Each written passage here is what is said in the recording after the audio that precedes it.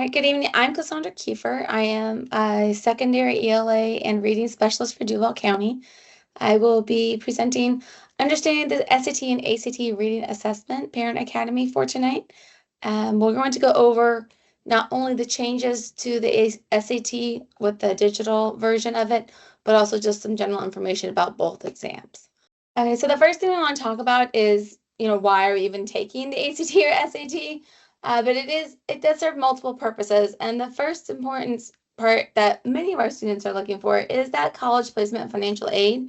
So that is why students all across the country take the tests to help them receive scholarships from schools and get entrance into colleges. But here in Florida, we do also have the alternative graduation requirement for meeting those concordant scores. And so if we are not successful on the state assessment with a level 3 for the FAST on reading, we can get the graduation requirements through our ACT and SAT. One of the biggest questions people like to ask, which test should I take? Do I take the ACT or do I take the SAT? But in all honesty, the test that you take is really a matter of preference for you and for the student, honestly, whoever's taking the test, because there's slight differences between the two, that some people like one versus the other, but in the end, they ultimately assess the majority of the same things, and the scores are received the same through colleges. So as I said, both schools use the score. Both tests are used by schools for admissions to school and, of course, merit-based scholarships. The test structure is where the two differ greatly. So on the SAT, which is now only digital, there are 3 components, which are reading, writing and language, and math. And the reading, writing, and language is all now in one section. It is not 2 separate tests anymore. Whereas ACT covers English, math, reading, science, reasoning, and has an optional essay. The length varies as well. So the SAT is about that 2-hour and 15 mark, whereas the ACT is going to be almost 3 hours with no essay, just over 3.5 hours if you have the essay. Those times do not include any breaks. The reading portions of the assessments on the SAT, there are no longer long passages. So previously, there were multiple passages to be read that were tied to questions. Now there are short passages. I'll get into that more later. ACT still has the traditional 4 reading passages that have questions attached to them. There is no science on the SAT, but there is science on the ACT. However, it's not really assessing science knowledge like biology and environmental science. It's going to be more the critical thinking skills for application, not specific rote memorization from your science classes. Math is going to focus on your basic arithmetic, algebra 1 and 2, geometry, and trigonometry for both tests, but the difference will come in that the SAT will look at data analysis, whereas ACT looks at probability and statistics. So there is some overlap in those 2 items, but they are slightly different mathematically. Those are also both higher level maths. Calculators are permitted on all math questions on both tests. That is actually a big change for the SAT because it used to have no calculator sections, just for those of you who are interested in the math portion of it. Essays are actually no longer a part of SAT, and I forgot to delete that for the PowerPoint. I apologize, but there is no longer an essay on the SAT, and on the ACT, the essay is optional, and it's used to assess how you evaluate and analyze complex issues. So it'll be a little bit different than what we're used to with the fast writing. The SAT scoring is from a scale of 400 to 1600, and the ACT is only a scale of 1 to 36. So even though the numbers are different, the scores still correlate in terms of overall achievement on the assessments. Once again, those concordant score requirements from the state for all students entering 9th grade 2020-2021 school year and beyond, and graduating past anywhere the spring of 2023, they must have a 480 on the SAT and reading. Again, that is now the one test, so it's just one score. It's not an average or combination of the two. And you must have an average of an 18 on the ACT English and reading. So that there are 2 tests on the ACT that will come into play, and the scores will be averaged. And on the SAT, there's now only 1 score, as it's all one section. So we're going to jump into first looking at the structure of the SAT, and I'm going to do this through a lens of the old test and the new test, just for people who are familiar with both. But obviously the digital new is what we need to focus on, as that is the only assessment you can now take. So previously there used to be 3 different sections, evidence-based reading and writing, and then writing and language, and then math. Now there are simply just the 2 sections, one section that focuses on reading and writing, and one section that focuses on math. There are 2 modules in each of the subject area sections now on the SAT, with equal time limits and equal questions. So if we're looking at those reading assessments, which is our focus for the evening, we have 2 modules. They're 32 minutes each. Previously, the reading test was 65 minutes plus another 35 minutes for that writing and language. And now the total time for reading and writing is only going to be 64 minutes. So that's a 36-minute deduction in overall time for the test. But that doesn't mean it's harder. In some ways, it might be a little bit easier in that there are only 27 questions in each one of those modules for reading. You're going to get on average of 71 seconds to answer each question. And if you look up at the old test, you can see how that's actually a little bit less time, but there are fewer questions overall. And when you add in the fact that there's the writing and language, where you only had 48 seconds to answer each question, it is really an increase of time, as those questions are now worked together on the test. One of the biggest changes for the SAT is that it is now a multi-stage adaptive test. So this means that in each of the modules, you're going to receive questions of a certain level. Starting off with module 1, this does not matter if it's math or reading, it's going to be the same here. You have a blend of easy, medium, and hard questions. The questions you get correct in module 1 will dictate where you start in module 2. So the difficulty level is varied in module 1. If you get a lot of the difficult questions correct, which earn more points anyway, when you get into module 2, you will have more difficult questions, but that will allow you to score more points. So the more points you score on correct answers, the higher your overall score will be. That means if in the first module of the SAT reading you do poorly and you only answer the easier questions correct, when you get into module 2, you're going to start at a lower level and you're not going to have the opportunity to answer the more difficult questions correctly to get to those higher scores. So where it's important to do your best on all questions on any test always, you really want to make certain you're hitting module 1 hard and making certain you're doing your absolute best on that and taking your entire time so you can get your points correct. Now, adaptive testing here, some adaptive tests will adapt after every single question, but that's not the case here. You have all the questions in module 1. I don't have a number on that, but let's just pretend it's 25. You can go through those 25 questions and jump around as necessary to do your best on them as much as you want. And then it will not record your scoring or your level until you actually submit that module before moving into module 2. And then module 2 will adapt based off of what you did in module 1. Changes that are key to just our reading and writing portions. I already mentioned on the shorter reading passages, which I'll show you an example of what that looks like. So instead of having multi-paragraph short stories, essays, articles, etc. to read, you're going to have a blurb, an excerpt from something that you'll be reading. There's also been some changes to some question types, so we're going to look at a couple of those today.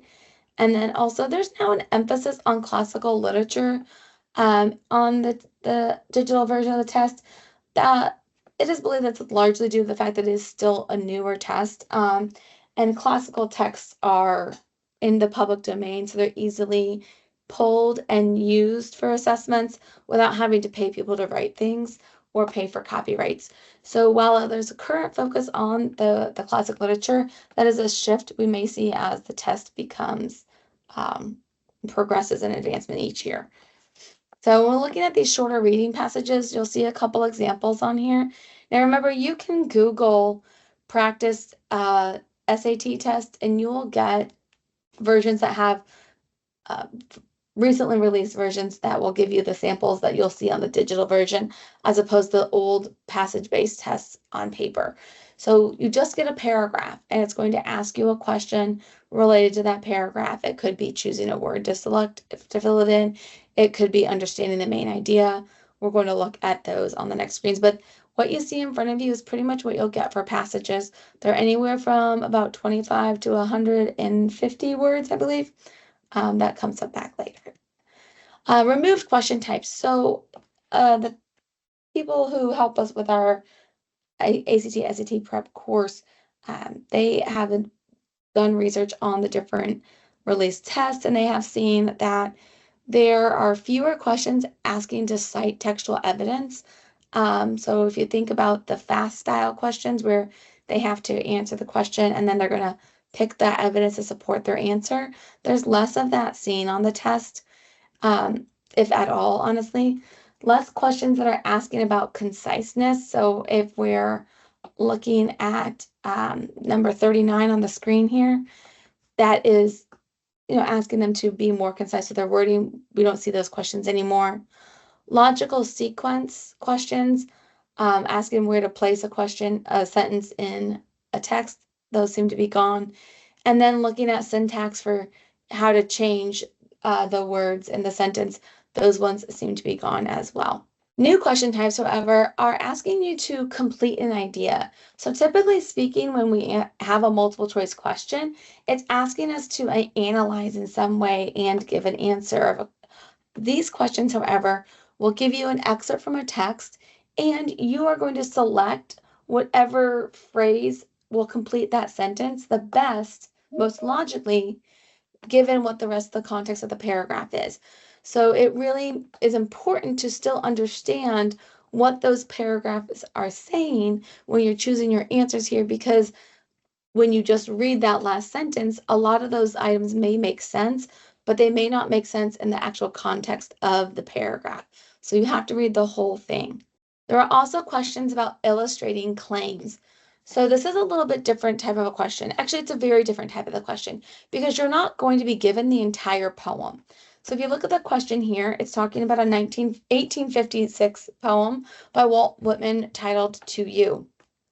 It tells you what the author is suggesting in the poem. So it says that he suggests that the reader, whom he addresses directly, have not fully understood themselves, writing. And now we're going to give the quote that shows what this is asserting Whitman's claiming. So which one of the answer choices would go into that? So you have to think about which one is actually supporting the claim or main idea that's being given in your question stem. So that the readers have not fully understood themselves. And you can then select which piece of evidence from the text will actually support that claim. In this case, in case you're wondering, the answer is A. Another new question type is writer's goals. So this is a little bit different, again, because you're not reading an excerpt from a passage. You're not being given an actual text to comprehend the main idea. You're being given someone's research notes.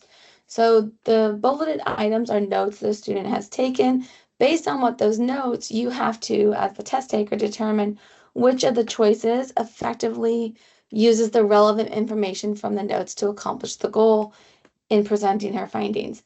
So it's a very different type of thinking of synthesizing the notes that were taken by the student and then figuring out which one conveys the ideas for the presentation.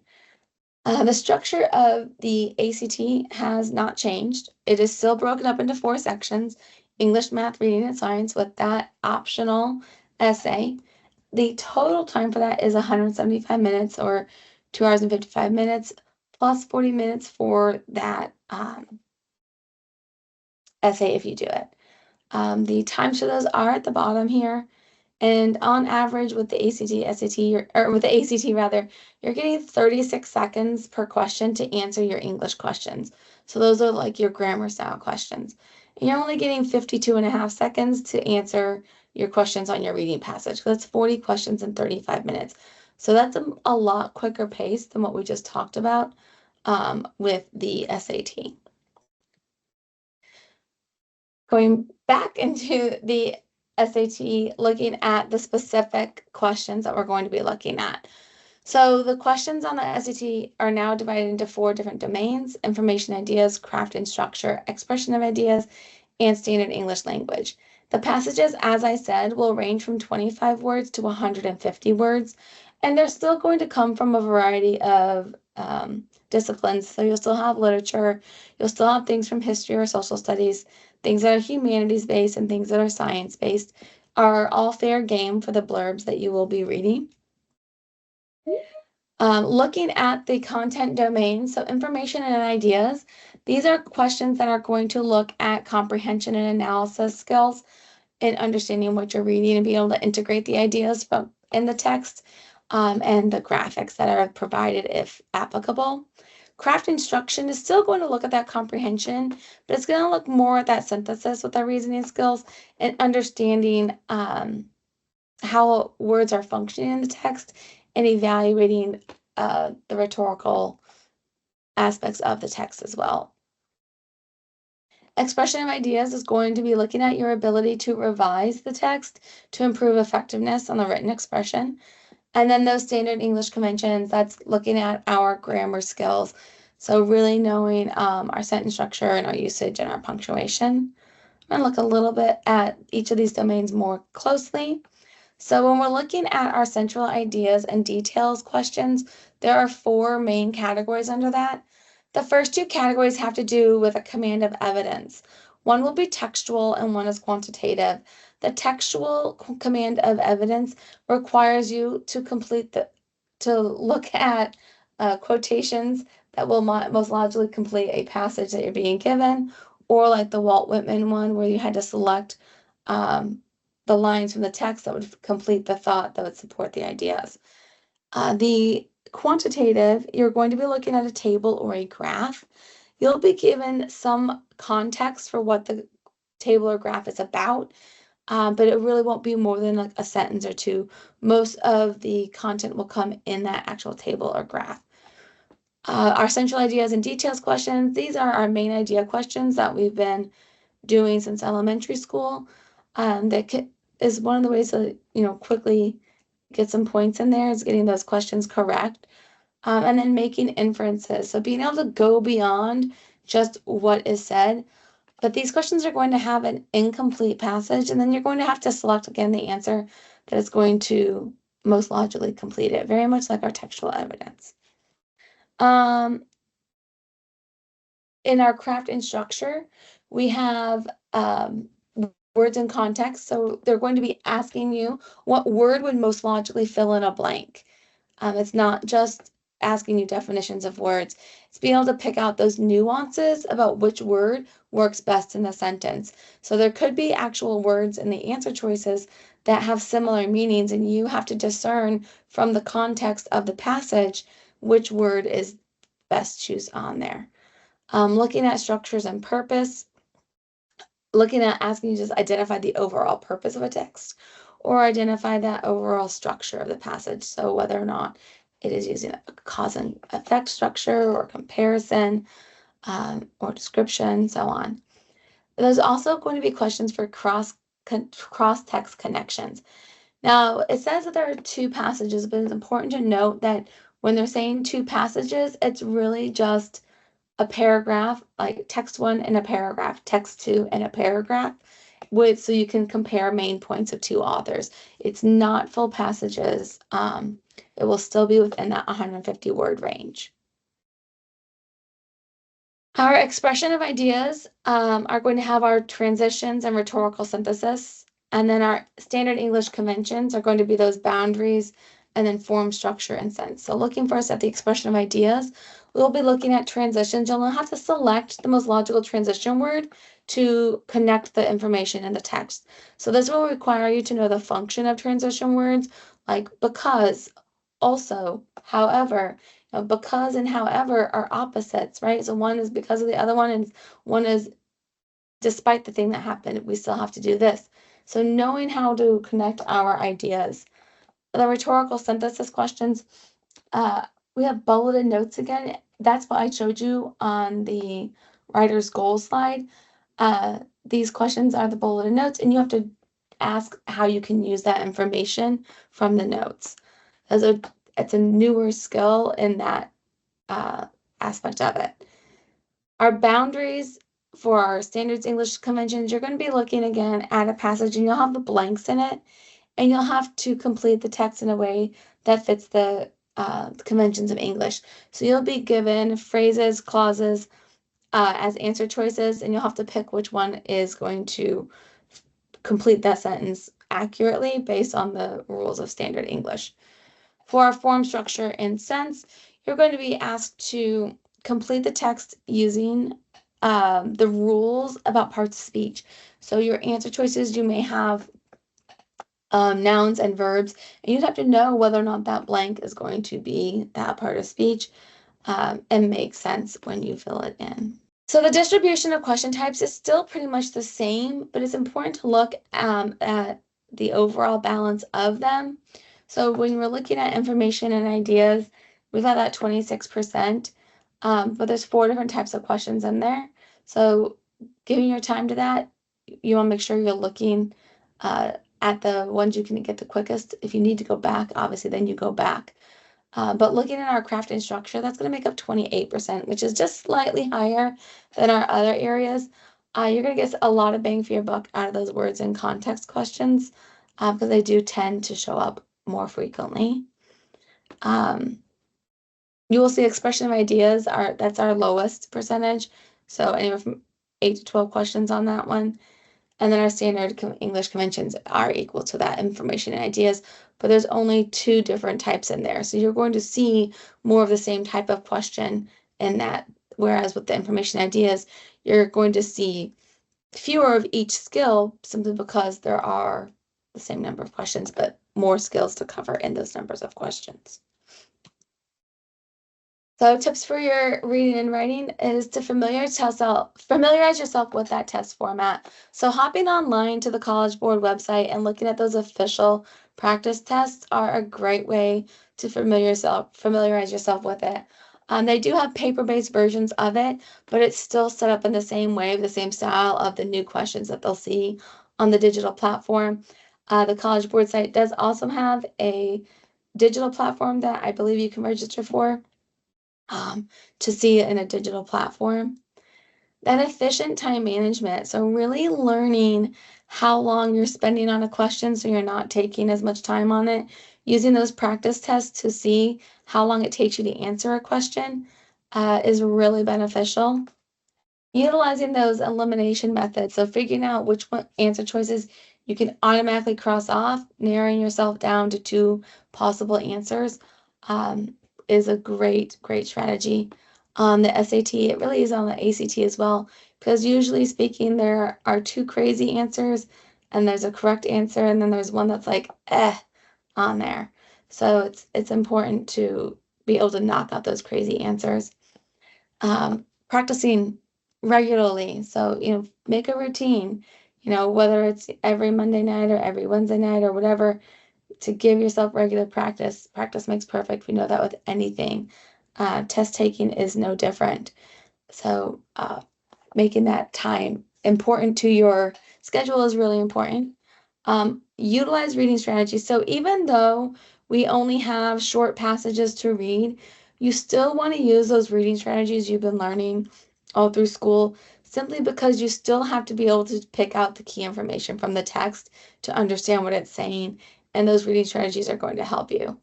Again, minding that clock, keeping an eye of it so you don't fall behind. And then also remember, you can guess without penalty on this test. It will not hurt you. You just won't get the points. So if there's a really tough question, it doesn't hurt to answer. Go ahead and take a try, even if it's a guess, but make sure you're doing your best. Okay, so swapping into our ACT specific sections. The ACT section 1 is going to have those 5 passages with accompanying multiple choice questions. So you'll get a passage and then questions, and then a passage and questions. There's only 2 broad skill areas with our English sections. It's going to be our usage of mechanics and our rhetorical skills. So they're looking at passages and they're going to have to edit them. So it's like the SAT ones, but instead of having little chunks, they're going to have entire passages that they'll be working with. They'll have to look at punctuation, grammar, and usage, as well as sentence structure. So they're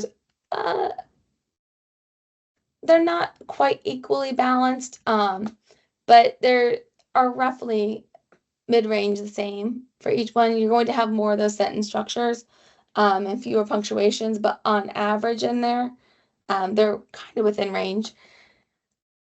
Understanding your punctuation rules, this is literally what it sounds like, knowing whether or not you have to have a period or a comma or a semicolon, whether or not you have to have an apostrophe to show possession. All those things are going to be assessed.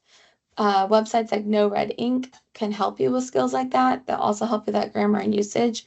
So it's going to be making sure that we're picking the right form of a verb to go with the subject of our sentence, looking at whether or not we have proper modifiers on our words to show varying degrees, and then overall sentence structure. So whether or not our clauses are linking correctly, not having run-ons, not having sentence fragments, and showing the proper relationships between our clauses.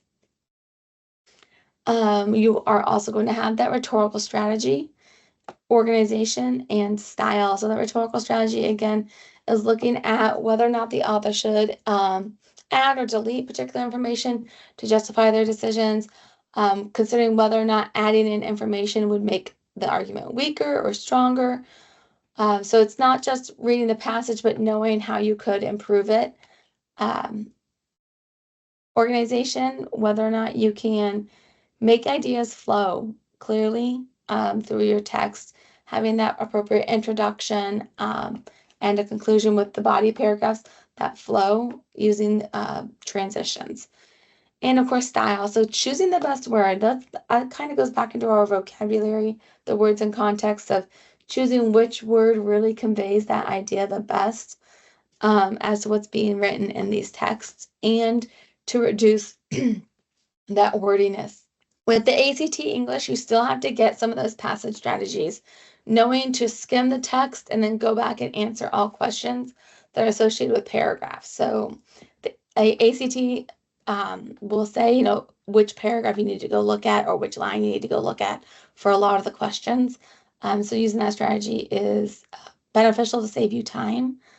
Learning your grammar rules, practicing grammar on No Red Ink is a huge, huge thing because it's really just memorizing. You have to just memorize when those punctuations pieces are used, especially your commas and whether or not to use semicolons. And it's easy rules to just go and look over and over and over. And don't be afraid of that no change option. It's kind of scary sometimes, like, did they give me it correct already? And you can talk yourself out of it because they will make it be correct in the sentence and you don't need to change it.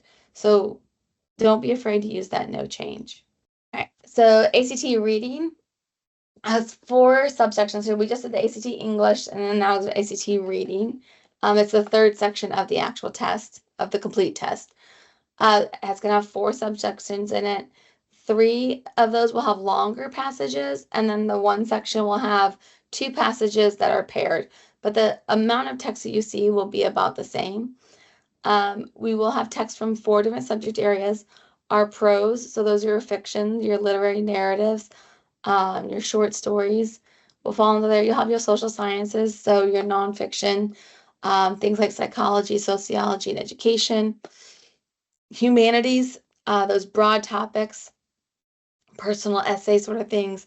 Sometimes memoirs can get in there, nonfiction pieces about arts and literature and philosophy, and then our natural sciences. So texts that are about biology and chemistry, physics and medicine. You're going to be exposed to all of those in the reading portion of the ACT.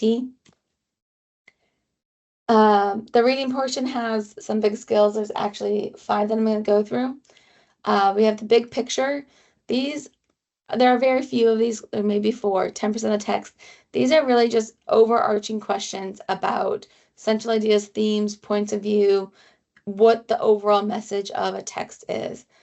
And then we have details, which is one of the higher tested area skills at that 38%. It actually is the highest percentage test. So looking at those very minute details, these questions though can often be taken directly from the text. Sometimes they're so easy that they're difficult because we overthink them. So you can usually go straight back to the text and pick that sentence out and answer it. For our vocabulary and context, these are going to be asking the meaning of the word. So this is different than the SAT, where you're choosing which best word to complete in there. We're looking at actually more of that fast out, asking what the questions are meaning, acting what the words are meaning rather, and then picking up the synonyms for words in context that could also be used. The next 2 areas are above roughly, that last one, the vocabulary and context is also very low tested. It's only 10% of the test, so it's only a few questions.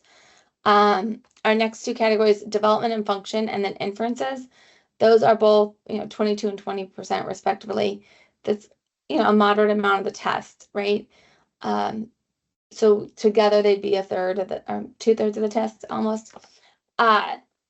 We have that development of functional skills, those rhetorical analysis. So looking at the choices the author's making in the text and how well it's working, how ideas are being developed, and how the passage is being structured. Their inferences, you have to read between those lines. You have to make the logical conclusions. These questions will not have something directly in the text. It will not be stated. You'll have to be implied. However, it's not just a matter of like, oh, I think this is the right answer, so it is.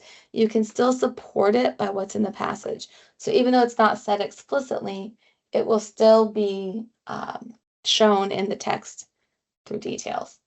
Our tips for the reading portion of the ACT is that passage evidence. Every question can be backed up by what is in the passages. All right, even if it's saying like, which of these is the best answer, there's still only one correct answer because it can be backed up by what's in the text. Develop a strategy. Work on different ways to attack the passages so that you can answer questions more quickly. Learning to do the skim and scan to look over the questions before even going into the passage so you know what information you're looking for will really help you tackle those longer passages. Scoring on the 2 tests, as I already stated, the ranges are different, but they are still representative of your skills. Now on the SAT, that 400 to 1600 score is going to come from a combination of math and from that reading writing. So on the reading and writing test, you could get a maximum of 400 on that. So when you're looking at that, that would be combined with the math portion to get your overall 1600 for a perfect score. Our questions for the SAT, we're scoring on question difficulty. So we're looking at whether or not you're answering the more difficult questions correctly, and then it is adapting. The ACT it's not graded, neither one's graded on a curve, but it really, again, is just that how difficult your questions are, but whether or not you're getting them right. Again, you do not lose points for correct answers and incorrect answers on that. But on the ACT, because there are 4 different subject areas, each subject area makes up an equal portion of the total score. So they're each at 1/4 on there.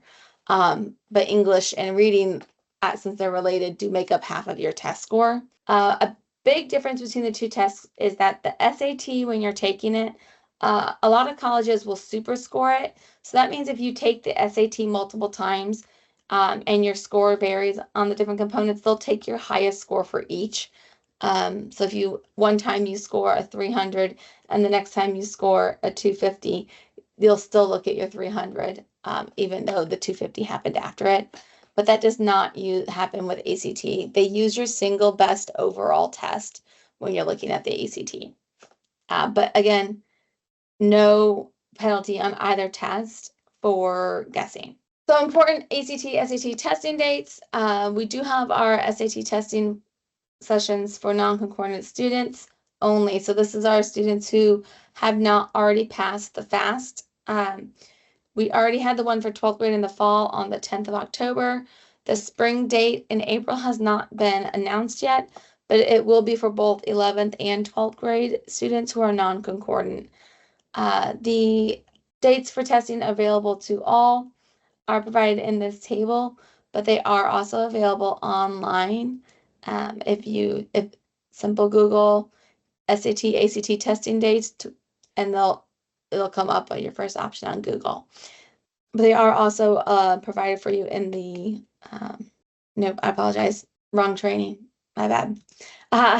Let's look at some literacy resources that we do have. So these resources can help if you're a parent. You can work with your child to help them improve their literacy skills. And then if you are the student and you're attending this, same thing. These are just resources you have access to or things that you can do to help reinforce your literacy skills to help you perform better on your SAT and ACT. So reading and writing at home is incredibly important. Parents, we always ask, the more you talk to your students about what they're reading and what they're learning in school, reading together. Students, I know sometimes we don't like to read, but the more you read, the easier it does get and the better you are at it. Even read for things you enjoy as opposed to necessarily just things you have to read. Keep a journal. I know it's 2024, but you can still write letters to people using proper grammar as opposed to our text language and our online shorthand that we all like to use. Respond to what you write. So if you read something, talk to other people about it, or even just write about it as your practice. The more you do it, the better you will get at it, and it will translate to your test taking. Remember, it's always important. 20 minutes a day is all that is needed to improve our reading skills. So 20 minutes a day, read something, read anything, as long as you're reading. It can be graphic novels, it can be sports articles, it can be news articles, whatever you want to read is beneficial. You can also go on to the Just to Wait 20 website. They have different resources on there as well. Access on the Florida Department of Education website. They have the link to the page, but also resources that you can use at home with your students. Another website that has a lot of resources is Let's Read Florida. It has links to things like Khan Academy, FloridaStudents.org, Commonwealth. Newsela is no longer free, so you can still access a limited parts of it for free, but it's not as free as it used to be. Brightfishlearning.com and Read Theory. So making sure that we are reading a wide variety of texts, taking that time to tell other people what you're reading, asking questions about parts you don't understand is really, really important. Have someone else read it too, talk about it. And then also, anytime you come upon words that you don't know, always look them up and add them to your vocabulary. Keep a log of words. You can even do that on your phone. There are the Career and Readiness Preparing for Students. So this is a site that helps you learn various skills that are related more towards being career ready. Things like resumes, job applications, knowing how to do interviews, networking, all those sort of things. The URL is on the screen if you want to jot it down. And then you have Wakelet as another literacy resource. I can drop this link in the chat as well. This just has various resources that you can use with your students, or as a student, you can use it yourself. You can also scan the QR code. And this is just going to be passages that you can read, questions or prompts to get you writing about what you read. There's a lot of resources on the page. All right. Well, thank you so much for being here this evening. Once again, I am Cassandra Kiefer. I'm one of the secondary ELA specialists. Fallon Rothenberger is our supervisor, and Brittany Scott is my counterpart on the team. You can always reach out to any of us for more information about the reading portion of the ACT SAT. And you can also reach out to LaKanya Connor for a high school counseling specialist.